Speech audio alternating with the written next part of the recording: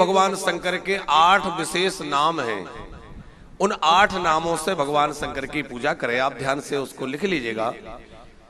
भगवान शिव के 8 प्रमुख नाम कहे गए हैं, जिनसे शिवलिंग की पूजा करने से विशेष फल प्राप्त होता है। विशेषतः जो मिट्टी के शिवलिंग बनते हैं उनकी पूजा इन नामों से करनी चाहिए।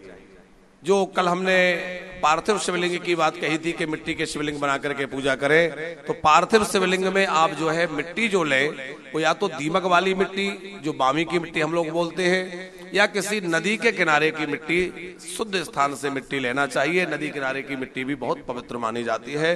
और मिट्टी लेकर के जब आप उसको हाथ में रखेंगे तो हराये नमः, ये भगवान शंकर का नाम लेकर के हरे नमः, इससे आप मिट्टी को हाथ में ले, फिर शिवलिंग का गठन करेंगे और बोलेंगे महेश्वराय नमः, महेश्वराय नमः।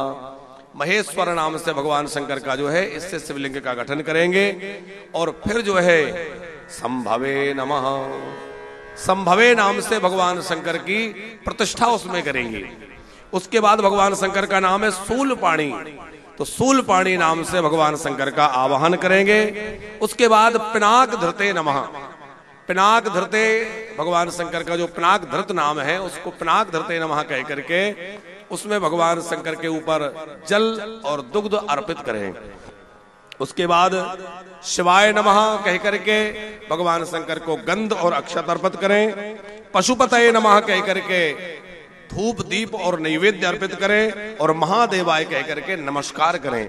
इस प्रकार ये 8 नाम जो हैं, मान लीजिए कोई मंत्र नहीं आपको याद है तो केवल इन नामों को उच्चारण करके ही आप इन नामों के द्वारा भगवान शंकर के पार्थिव शिवलिंग की पूरी सांगोपांग पूजा कर सकते हैं।